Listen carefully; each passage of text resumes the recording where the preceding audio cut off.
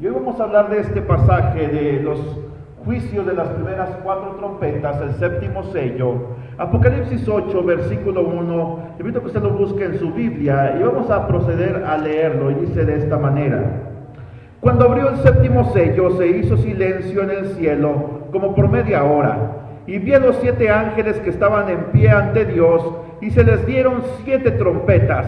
Otro ángel vino entonces y se paró ante el altar con un incensario de oro, y se le dio mucho incienso para añadirlo a las oraciones de todos los santos sobre el altar de oro que estaba delante del trono. Y de la mano del ángel subió a la presencia de Dios el humo del incienso con las oraciones de los santos, y el ángel tomó el incensario y lo llenó de fuego, dice aquí la palabra de Dios, de fuego del altar, y lo arrojó a la tierra.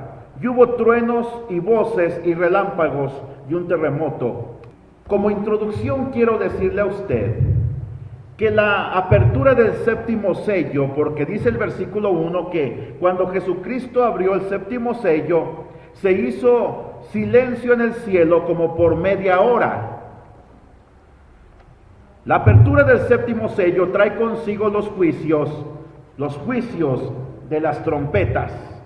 Hasta ahora la primera parte de la tribulación se ha mostrado a través de un rollo sellado con 7 sellos, el cual es un pergamino enrollado y el cual contiene varios sellos dentro de él. No es que sea un rollo que está enrollado y que contenga un sello, otro y otro, sucesivamente hasta llegar a 7, sino que usted quita el primer sello, aparece una parte del rollo, quita el siguiente sello, y aparece otra parte del rollo, y así consiste el pergamino que el Señor Jesucristo tiene en su mano, y el cual es el libro del destino acerca de la humanidad en los tiempos finales. Los sellos se han usado para sellar la información que contienen, pero se ha ido revelando esta información progresivamente, y es la información acerca de los hechos de Dios para la tierra, para la humanidad en los tiempos finales.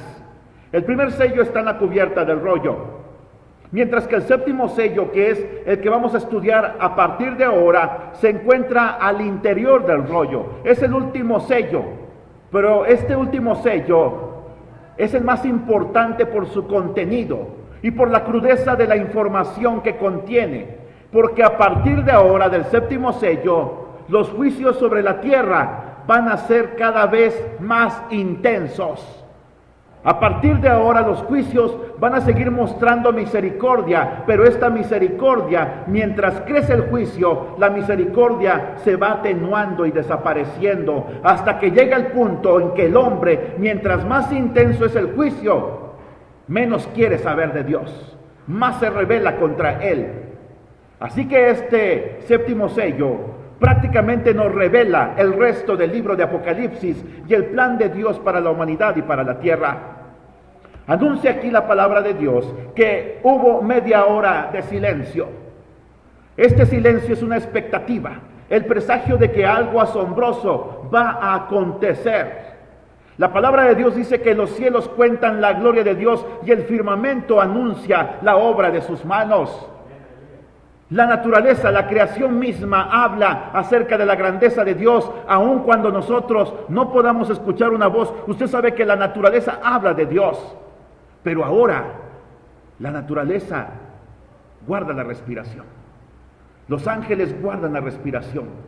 Ahora ni una sola hoja de un árbol se mueve, ni una brizna de hierba se mece por el viento. El cielo está a la expectativa. Los ángeles han guardado silencio. ¿Por qué? Mire, cuando estudiaba en el seminario bíblico, tenía por maestro de griego al profesor Sigifredo Lubiano, quien es un erudito en griego en México. Aún gente que no es cristiana, eruditos en idiomas que no son cristianos, le reconocen a él como el hombre que en México está más capacitado en cuanto al idioma griego hoy por día. Y él fue mi maestro, Sigifredo Lubiano, un hombre al cual yo estimo mucho, porque fue un hombre que me guió en lo que es el inicio de mi ministerio. Cuando estábamos en una clase, habíamos hombres, mujeres, compañeros que compartíamos esa clase, y un día llegó Sigifredo Lubiano con su peinado muy característico hacia un lado, el cual siempre se lo estaba peinando con su mano izquierda, y llegó Sigifredo Lubiano diciendo: muchachos, hoy he descubierto que en el cielo no va a haber mujeres. ¿Cree usted eso, hermano y hermana? Era un erudito en griego. Así que las hermanas empezaron a protestar. ¿Pero cómo?, decían las jovencitas. Y entonces él nos leyó este pasaje y decía él: se hizo silencio en el cielo como por media hora. Apocalipsis 8:1. Dijo: no hace falta ser un erudito en griego para darte cuenta de que en el cielo no va a haber mujeres. ¿Sabe usted por qué? Porque él dijo: de haber mujeres en el cielo, sería imposible que existiera media hora de silencio.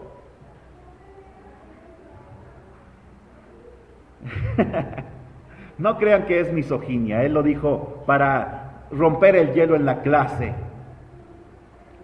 Este silencio que le estoy hablando es una expectativa. Media hora parece poco tiempo.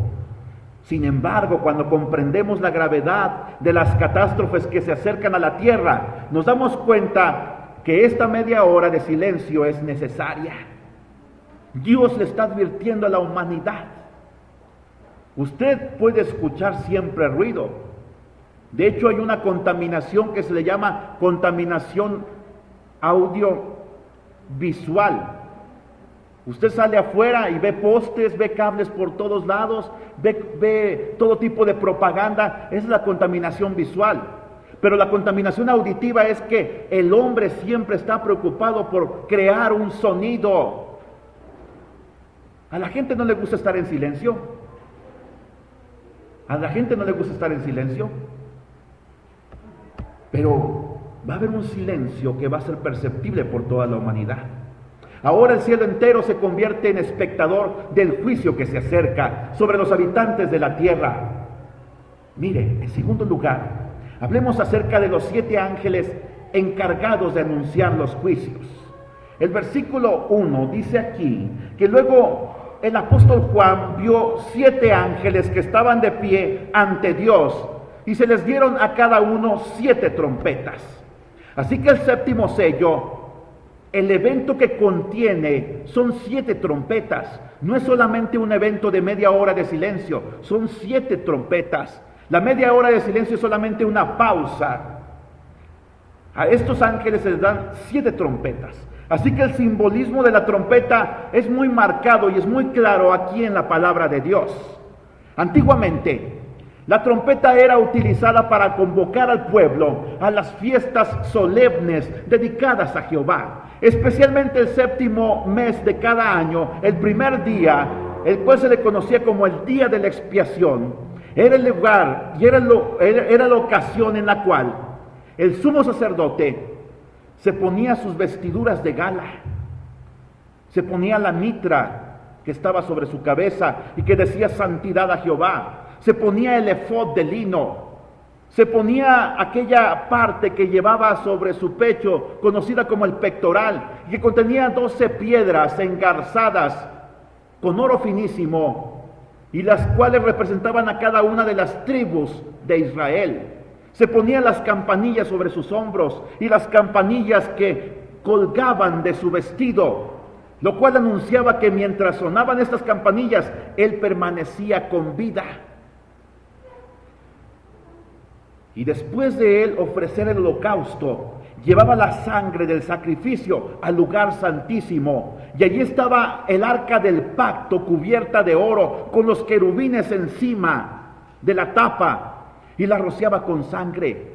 Pero para llegar a esta fiesta, primero se convocaba al pueblo, el cual se reunía en torno al tabernáculo, hablando del desierto, o en torno al templo, hablando del templo de Jerusalén. Y entonces ellos estaban a la expectativa. Y cuando el sacerdote salía del lugar santísimo, había una gran alegría. En primer lugar, porque el sacerdote no había muerto. En segundo lugar, porque el sacrificio había sido aceptado completamente por Dios. El sacrificio se había consumado.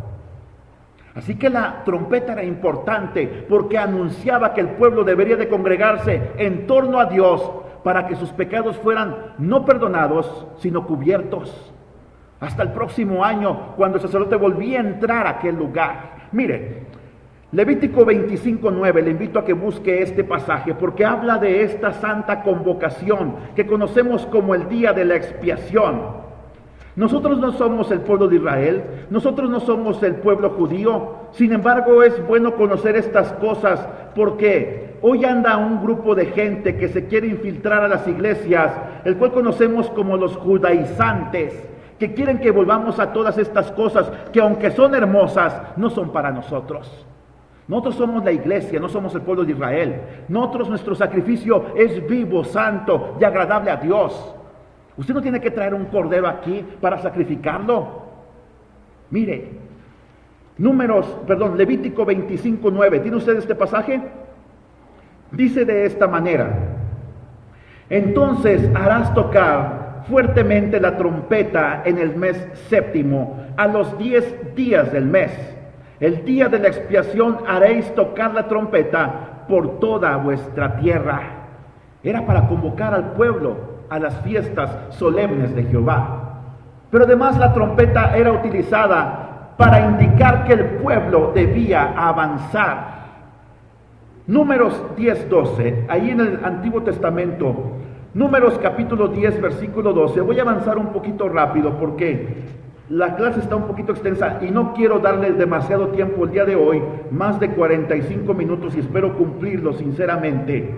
Dice aquí que Dios le ordenó a Moisés y le dijo: hazte 2 trompetas de plata, de obra de martillo las harás, las cuales te servirán para convocar a la congregación, para hacer mover los campamentos.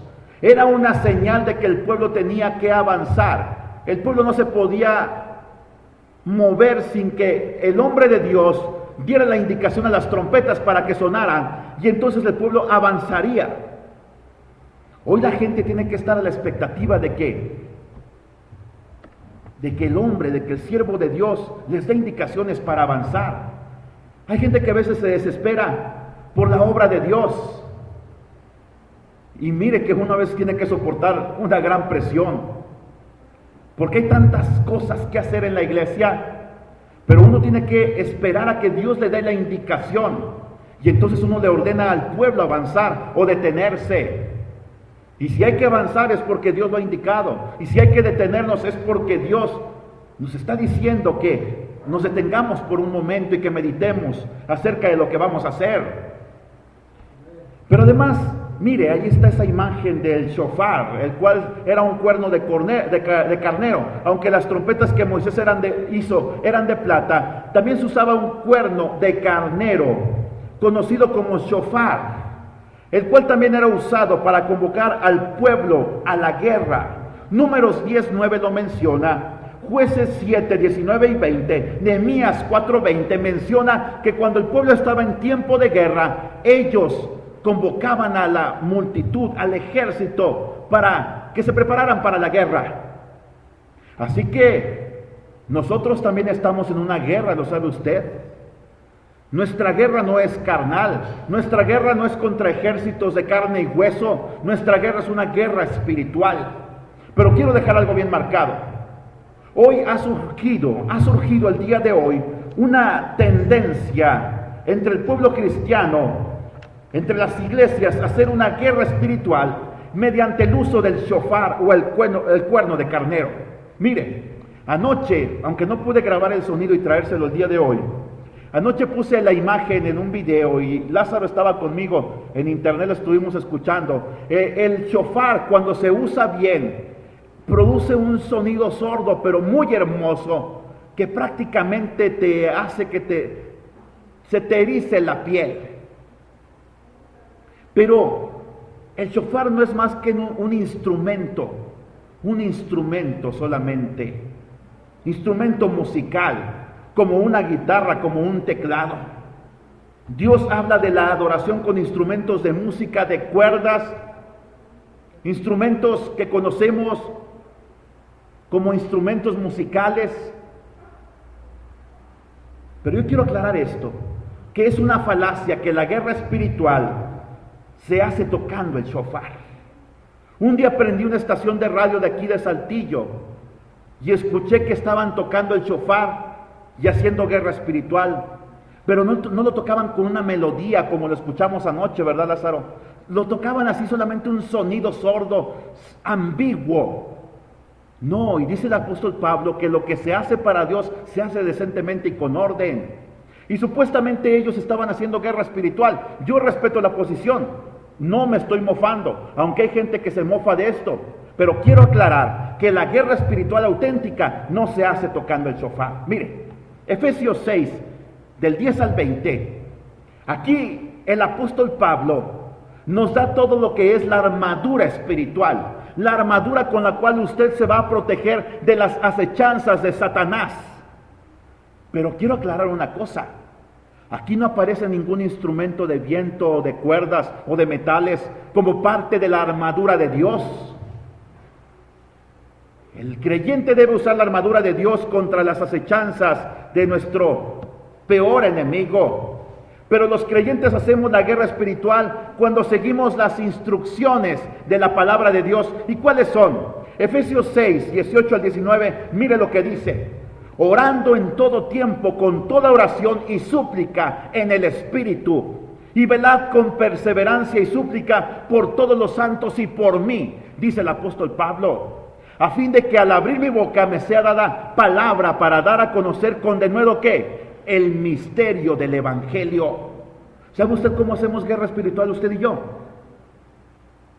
Orando y compartiendo el Evangelio. Yo felicito a mis hermanos de la alabanza porque ellos tienen un ministerio, hermanos, que yo no los conocía en lo personal, había escuchado de ellos, pero que en Saltillo es muy reconocido. Y que ellos van a colonias donde usted no se imagina lo que ellos ven, ¿verdad que sí?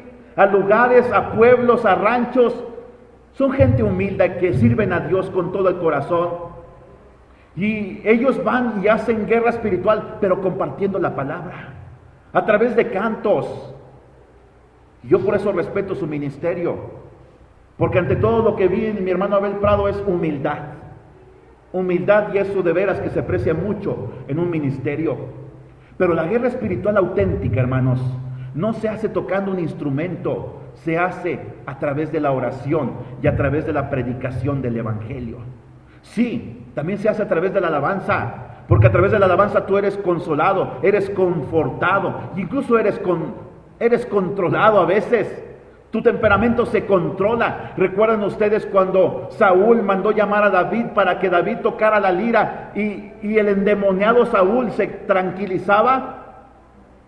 A veces nuestros ímpetus, a veces nuestras emociones, a través de la alabanza encontramos tranquilidad y paz. Pero la guerra espiritual auténtica, hermanos, no la puedes separar de la oración y de la predicación del Evangelio y del testimonio. Tienes que orar en todo tiempo. ¿Sabe usted que el culto de oración es el menos concurrido? El día miércoles tuvimos aquí cerca de 6 personas. Y mire, hermanos, fue un culto hermoso. Como acostumbramos a hacerlo, con nuestras pistas entonamos cantos, se sintió la presencia de Dios. Porque una hora antes estuvimos 2 o 3 personas aquí orando y preparamos el terreno. Y la palabra que dimos fue una palabra hermosa que hasta yo la disfruté hasta el día de hoy. Todavía la recuerdo cómo la disfruté. Pero esa es la guerra espiritual. ¿Quiere usted hacer la guerra espiritual? Véngase al culto de oración. Véngase al culto de oración. ¿Sabe usted que un instrumento como el shofar llega a costar algo así como hasta 3,000 pesos? Y sé que hay más caros. Mejor, ¿por qué no invertir ese dinero en folletos? ¿Por qué no invertir en un programa de radio, en un programa especial de televisión para predicar el Evangelio? Es mi opinión. Yo respeto si usted tiene una postura diferente, pero creo que lo he demostrado con la palabra de Dios, cómo es que se hace la auténtica guerra espiritual, orando en todo tiempo, predicando el Evangelio. Ahora, ¿cuál es la razón de los juicios de las 7 trompetas? Apocalipsis capítulo 8, versículos 3 al 5. Busque este pasaje, Apocalipsis 8, 3 al 5. Si lo encuentra, indíquemelo con un amén, por favor. Amén. Apocalipsis 8, 3 al 5. Quiero leer este pasaje, porque aquí empiezan a mostrarnos la razón del juicio de las 7 trompetas. Dice: otro ángel vino entonces y se paró ante el altar con un incensario de oro. Se le dio mucho incienso para añadirlo a las oraciones de todos los santos sobre el altar de oro que estaba delante del trono. El humo del incienso, con las oraciones de los santos, subió de la mano del ángel a la presencia de Dios, y el ángel tomó el incensario, lo llenó de fuego del altar y lo arrojó sobre la tierra. Y hubo truenos, voces, relámpagos y un terremoto. El segundo terremoto de Apocalipsis. El clamor de los santos que habían muerto durante la gran tribulación, debido a la persecución del anticristo, ha sido escuchado. El fuego del altar con el que el ángel llena el incensario representa el juicio de Dios, porque en el altar el pecado era consumido a través del fuego.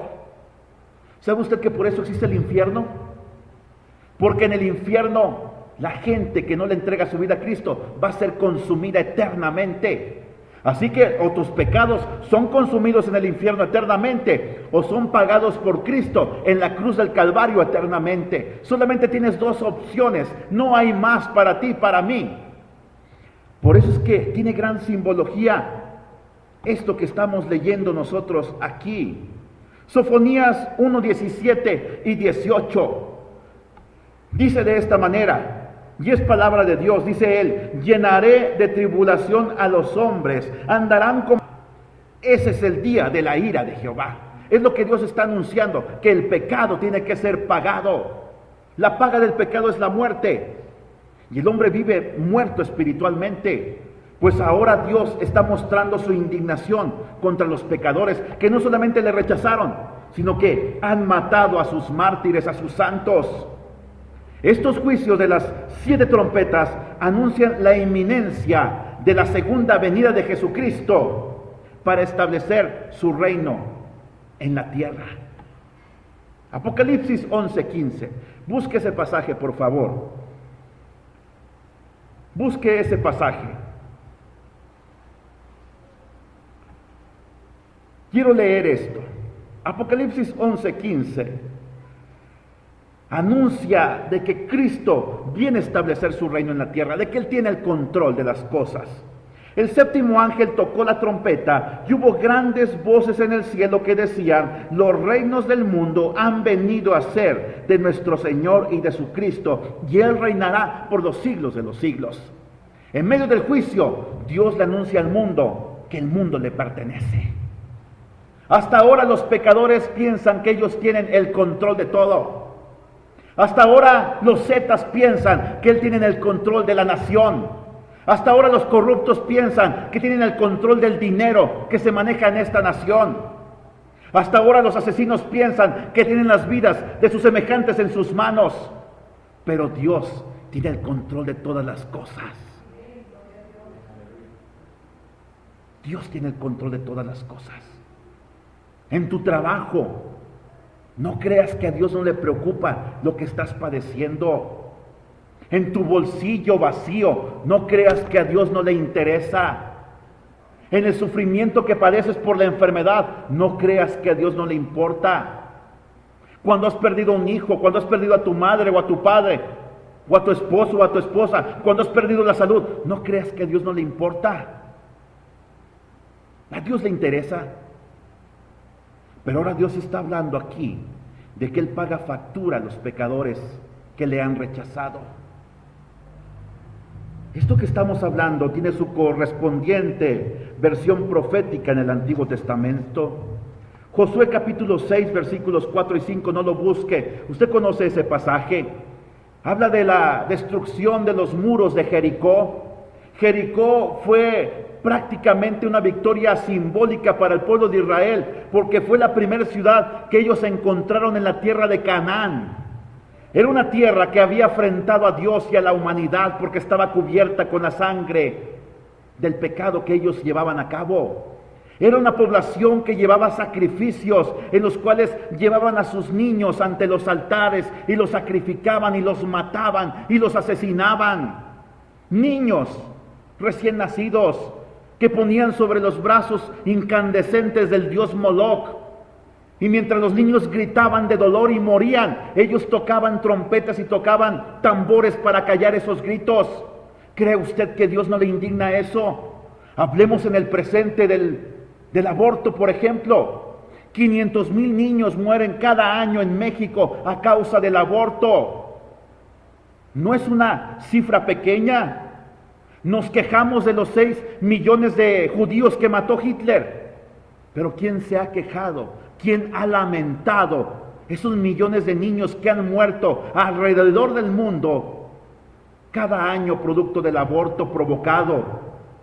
De esa gente que se enriquece al hacer estos abortos. ¿Cree usted que eso Dios no le indigesta? ¿Cree que no le indigna?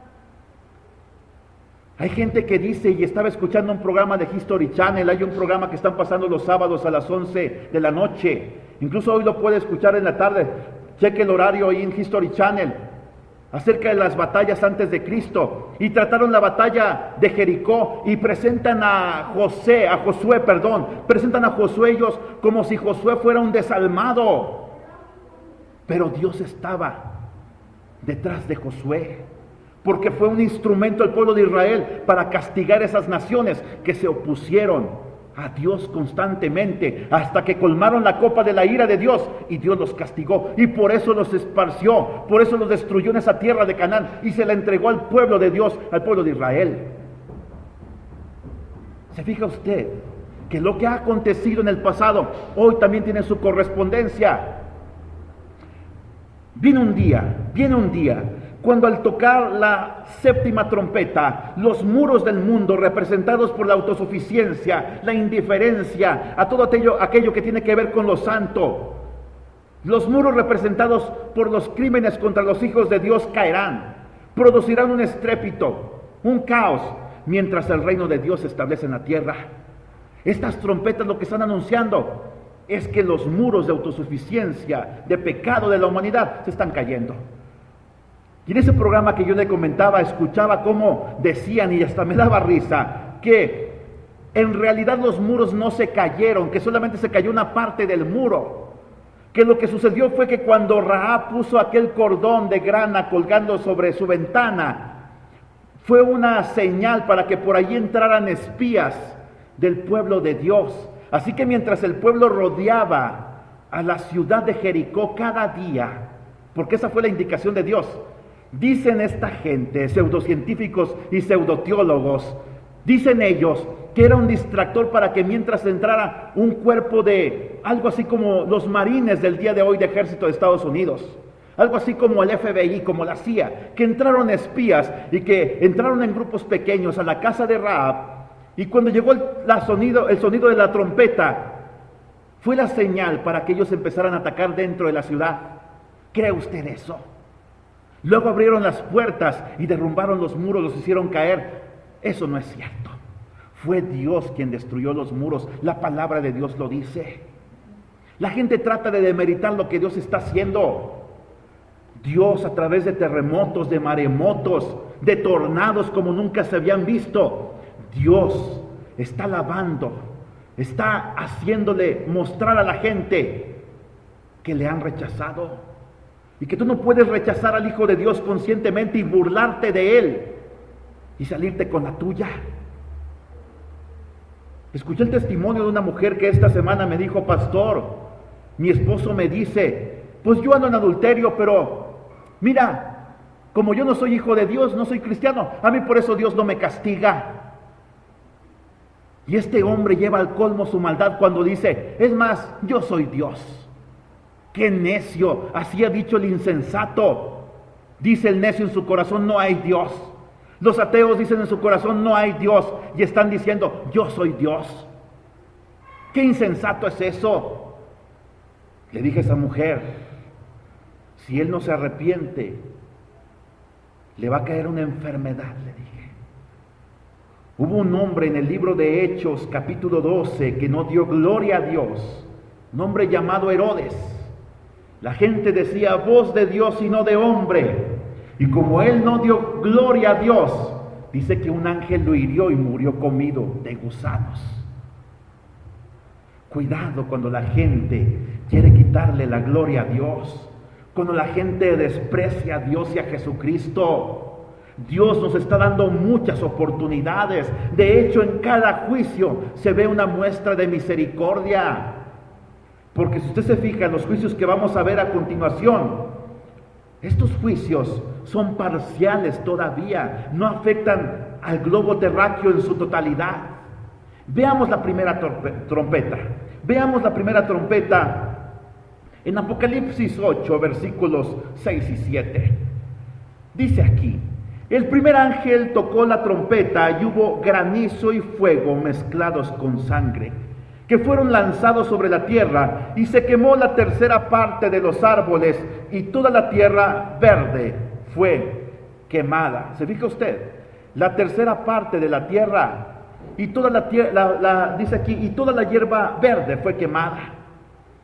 Hay un paralelismo entre este evento anunciado por la primera trompeta y las plagas que asolaron a Egipto. En Egipto, ¿qué fue lo que sucedió? ¿Recuerda usted la séptima plaga? Éxodo 9, 23 al 25 lo dice. Es exactamente la misma plaga, solamente que aquí se agrega el elemento de la sangre. Allá fue granizo que hirió toda la tierra de Egipto, mezclado con fuego. Me imagino que este granizo era un granizo que cayó junto con una tormenta, que me imagino que era una tormenta eléctrica. Rayos y truenos cayeron a la tierra y destruyeron todo a su paso. Mire, ahí está un campo que usted ve ahí, cubierto de granizo. ¿Cómo lo destruye todo? Era un campo que era fértil, ahora todo ha sido destruido. Pero lo que va a suceder en el libro de Apocalipsis, ve usted esa foto que está a su derecha. Esa foto, aparte del granizo, va a caer fuego. ¡Qué contradicción! Hielo y fuego. Mire usted esos granizos que tiene esa gente ahí en su mano, del tamaño de pelotas de tenis, y luego más adelante del tamaño de un balón de fútbol. Lo que es capaz de causar el granizo, la destrucción que es capaz de causar. Pero además se agrega el elemento de la sangre. Mientras que las plagas del libro de Éxodo afectaron únicamente a los habitantes de Egipto, este castigo del Apocalipsis arruinará la tercera parte de los árboles y toda la hierba de la tierra. Esto va a provocar, por supuesto, una gran catástrofe ecológica. Imagínense inmensas nubes de humo. Aquí nos ha pasado en la sierra cuando ha habido incendios. En enero hubo un incendio en la sierra de Zapalinamé, cerca del cañón de la Angostura, cerca del cañón de San Lorenzo. Y nosotros vivimos en aquel sector, en Lomas del Refugio. Mire, llegaba el olor a humo. Y recuerdo que ese día varios amigos de la ciudad nos hablaron por teléfono para preguntar cómo estábamos, a ver si no nos había pasado algo. Eso multiplíquelo por millones, y es lo que va a ocurrir con el primer toque de trompeta. Si los árboles y la hierba se queman, nubes tóxicas cubrirán la tierra, van a oscurecer el cielo, van a provocar la aparición de un efecto invernadero. ¿Usted ha escuchado eso? ¿Sabe usted que el calentamiento global es un efecto invernadero? Hemos arrojado tantas sustancias tóxicas a través de siglos al cielo que se está destruyendo la capa de ozono. Hoy la radiación solar es más intensa. Hoy nos damos cuenta que las temperaturas han aumentado como nunca lo habíamos visto.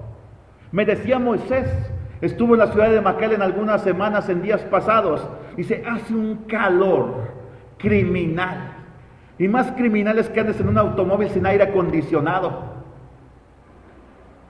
Yo conozco ese clima porque soy de aquella región. No soy tejano, pero soy de aquella región, y es exactamente el mismo clima. Uno piensa que pasando a Estados Unidos el clima cambia, no, sigue siendo el mismo clima. Y mire que conozco ese clima. Aunque ese clima ya no me conoce ahora, cada vez que voy me enfermo, me empiezo a deshidratar tremendamente. Sigamos adelante. La segunda trompeta, quiero avanzar rápidamente. Versículo 8 y 9, quiero leer solamente esto. Dice, algo como un gran monte ardiendo algo como un gran monte ardiendo en fuego fue precipitado en el mar. ¿Qué se imagina usted que es esto? ¿Qué piensa usted que es? Yo antes pensaba que era algo que caía del espacio exterior, pero ahora me doy cuenta que no dice que venga del cielo, simplemente habla de un monte ardiendo en fuego. Esto me parece que fue un volcán. Mire, el 27 de agosto de 1883, la descomunal explosión del Krakatoa generó una energía de 300 megatones. ¿Sabe usted cuánto es esto? 300 veces más fuerte que la bomba nuclear de Hiroshima o de Nagasaki. 300 veces más fuerte, más poderoso. Y no fue provocado por una bomba atómica, pero hizo desaparecer a ese volcán junto con el 45% de la isla en la cual estaba este volcán.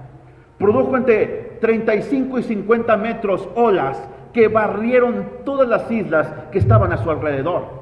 Murieron aproximadamente 20,000 personas. Fue hace más de un siglo, no se lo olvide.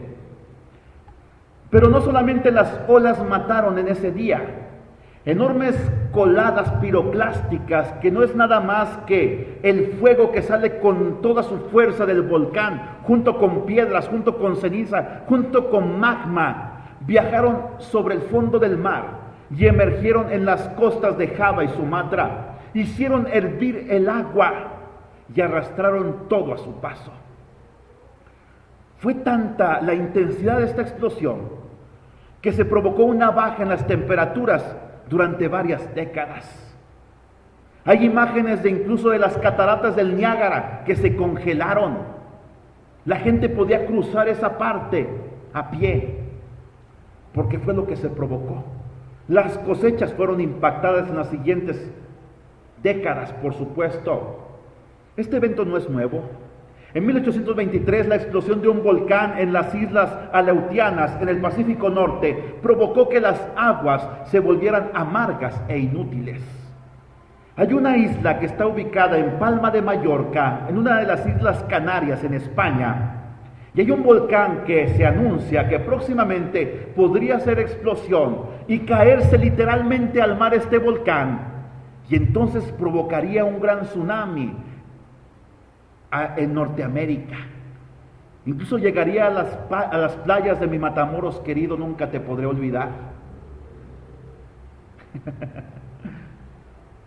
Arrasaría Cuba, la Florida, Haití, Belice, Honduras, todas aquellas naciones, incluso Venezuela y Colombia, si ese volcán se derrumbara, si hiciera explosión y se derrumbara al mar. Ahora, ¿cómo va a afectar este volcán cuando explote en los tiempos finales? Va a provocar una marea roja, que es provocada cuando aumenta la temperatura del mar. Los microorganismos que hay ahí mueren. No sé si usted ha visto imágenes de la marea roja. De pronto el mar se pone rojo como la sangre, y no es que sea sangre, es que microorganismos han muerto, bacterias han muerto, y entonces se empieza a contaminar. Y esto va a afectar a la tercera parte de los océanos de nuestro mundo. Esto lo va a afectar. Los océanos ocupan las 3/4 partes de la superficie de la Tierra, usted bien lo sabe. Si la tercera parte de los seres vivientes muere, ¿qué va a ocurrir? Los océanos van a ser insuficientes para purificar su contenido. No olvidemos que su alto contenido en sal es el que ayuda a que los mares se mantengan fríos. Y esto contrarresta el calentamiento global. Esto será una gran catástrofe ecológica. En eso resumo todo lo que le estoy tratando de explicar. Pero no solamente van a morir la tercera parte de los animales, la tercera parte de las naves mercantes también van a ser destruidas. Esto es lo que yo quiero anunciarle. En sexto lugar, quiero hablarle de la tercera trompeta. La tercera trompeta. Ya hemos hablado de este volcán. Ahora hablemos de la tercera trompeta. ¿A qué se refiere? Apocalipsis 8, 10 y 11. Solamente voy a leer esta frase. Dice, y cayó del cielo, esto sí viene del cielo, del espacio exterior, cayó una gran estrella ardiendo como una antorcha. ¿A qué se está refiriendo? Dice aquí que cayó del cielo y cayó sobre la tercera parte de los ríos y sobre las fuentes de las aguas. El nombre de la estrella es Ajenjo. Por cierto que busqué esta estrella o este cometa, porque es un cometa, no es una estrella literalmente, es un cometa, y no he encontrado ningún registro de un cometa que se llame Ajenjo, así que todavía no se ha descubierto este cometa. La tercera parte de las aguas se convirtió en ajenjo y muchos hombres murieron a causa de estas aguas porque se volvieron amargas. Este juicio va a afectar la provisión de agua potable. Los ríos, dice aquí, y los lagos, las fuentes de las aguas. No va a caer sobre el mar, va a caer sobre la tierra. Se va a pulverizar literalmente y va a contaminar las aguas. ¿Sabe usted que en 1908 un meteorito cayó en la región de Tunguska, en lo que conocemos hoy como Rusia, en la Siberia? El 30 de junio de 1908. No hay ningún rastro de este meteorito, puesto que se pulverizó. Usted sabe que los meteoritos no son rocas, es solamente hielo y algunas rocas que traen inmersas. Pero afectó a una gran región de Rusia. Gente a 400 kilómetros de distancia se cayó mientras estaba haciendo sus labores. ¿Con qué intensidad explotó este meteorito? 30 megatones. Ahora, mire lo que causó. Ahí está la región de Tunguska, en rojo, en ese punto, en el mapa de Rusia. Eso fue lo que destruyó. Son imágenes de aquel tiempo, esos árboles que fueron destruidos, pero en una cantidad de algo así como 2.500 kilómetros cuadrados. Yo no puedo concebir esa superficie. Fue lo que fue destruido. Esas son imágenes de meteoritos. Perdón, de cometas. Quiero leer esta noticia. La caída de un meteorito en Perú deja a 200 enfermos. Esta es una nota del año 2009. Dice, cerca de 200 habitantes cayeron enfermos por los gases misteriosos que brotaban de un cráter producido por un meteorito que cayó al sureste de Perú. La gente empezó a vomitar. La gente empezó a quejarse de dolores. La gente fue a investigar. El ingeniero Renan Ramírez del Instituto Peruano de Energía Nuclear dijo que la enfermedad pudo haber sido causada por sulfuro, arsénico u otros elementos tóxicos que se fundieron por el extremo calor producido por este meteorito. Es un meteorito convencional, decía él, pero 200 personas se enfermaron. Aunque no contenía radiación, la gente sufrió enfermedades. Mire, ahora dice que este meteorito se llama ajenjo. El ajenjo es una planta que crece en Palestina. Es de sabor amargo y en la Biblia se le identifica con el símbolo de la amargura, la aflicción y la calamidad. ¿Sabe usted que la gente que se opone a Dios es lo que va a sufrir? Amargura, aflicción y calamidad. Quiero seguir adelante, pero quiero hacer una breve pausa. Amargura, aflicción y calamidad son los resultados del pecado. ¿A quiénes da Dios ajenjo en castigo por sus actos? Quiero dejarles solamente los pasajes de referencia, apúntelos.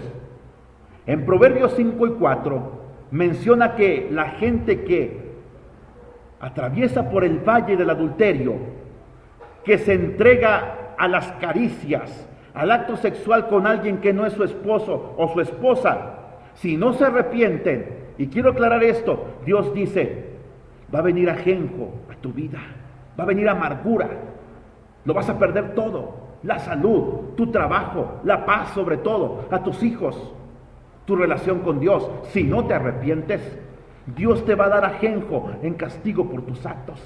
En segundo lugar, ¿a quiénes? A los idólatras. Jeremías 9, 14 y 15 dice Dios que les va a dar ajenjo a aquellos que se postran ante un ídolo. No lo digo yo, lo dice la palabra de Dios. Si no te arrepientes de la idolatría, Dios te va a dar ajenjo. Hay gente que su ídolo no necesariamente es una imagen, puede ser una persona. Hay gente que idolatra a Luis Miguel. Bueno, ese ya pasó de moda. Hay gente que idolatra a Lady Gaga, que no sabemos, yo no sé sinceramente si es hombre o mujer esa cosa que canta o que dice que canta. Hay gente que idolatra ¿a quién? A Bono, a Gene Simmons. ¿Sabe usted quién es Gene Simmons? El vocalista de este grupo que se llamaba Kiss. Él dice, soy el dios del rock. ¡Qué tonto! Y usted lo ve lavando trastes, un valioso dios, mandilón aparte, y sacando la basura. A los falsos profetas, eso viene para uno también. Aquellos que dicen mentira. Por eso uno debe de predicar la palabra de Dios con integridad. Y es difícil, hermanos, decir estas cosas, de veras, créamelo, que es difícil. Pero tienes que decir el consejo de Dios, todo el consejo de Dios. Uno tiene que procurar ser íntegro en lo que uno predica, ante todo vivirlo. En segundo lugar, no usar la palabra para herir a la gente. Y en tercer lugar, no usar la palabra para sacar beneficio propio. Conozco gente que se dice profetas, pero no es más que conocen a la gente porque chismean por todos lados. Y luego van y te dicen, déjame orar por ti porque tienes este pecado. No, Dios no te exhibe de esa manera. Dios es un caballero. Aquí estuvo un hombre en semanas pasadas en el culto de oración. Vino una predicadora que yo invité. Yo había hablado con él y conozco todos los problemas que él tiene. Ni mi esposa los conoce, solamente yo.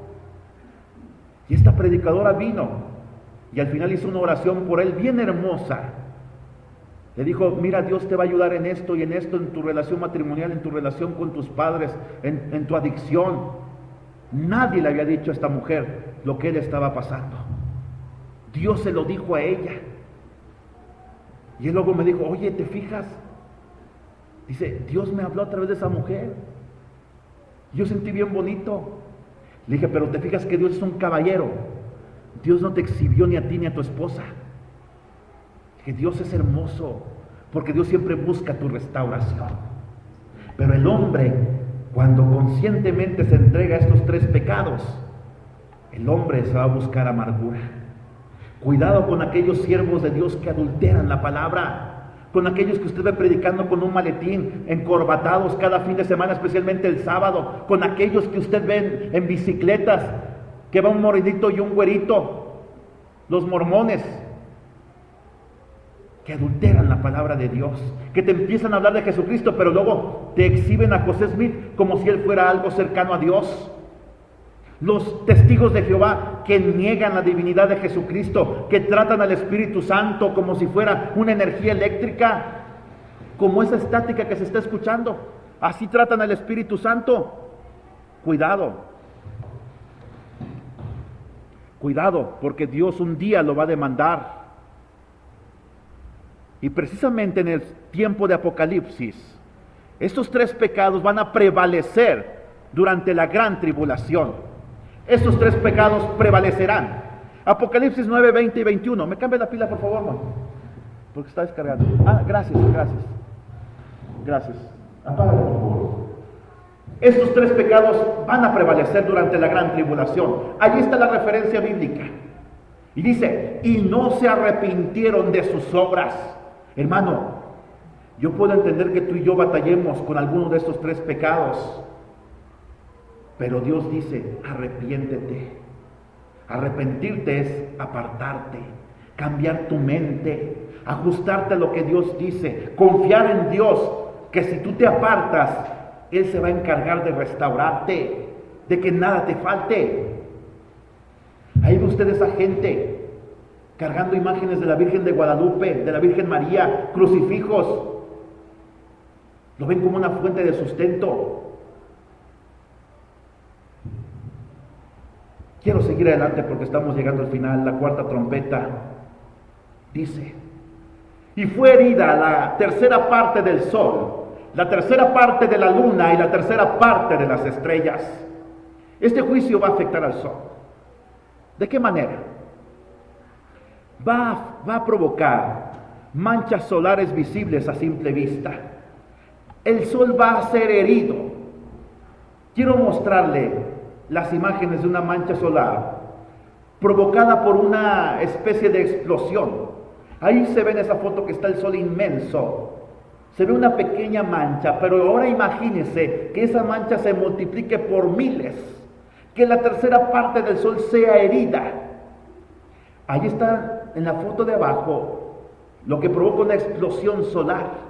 Esto solamente se distingue con instrumentos adecuados, no es perceptible a simple vista. Estas explosiones en la superficie del sol. El sol está en constante actividad. Usted lo ve tranquilamente cómo va avanzando como un atleta alrededor del cielo, así lo describe la palabra de Dios. Pero en realidad el sol, si usted se acercara a algunos cientos de kilómetros, es un lugar que está en plena actividad.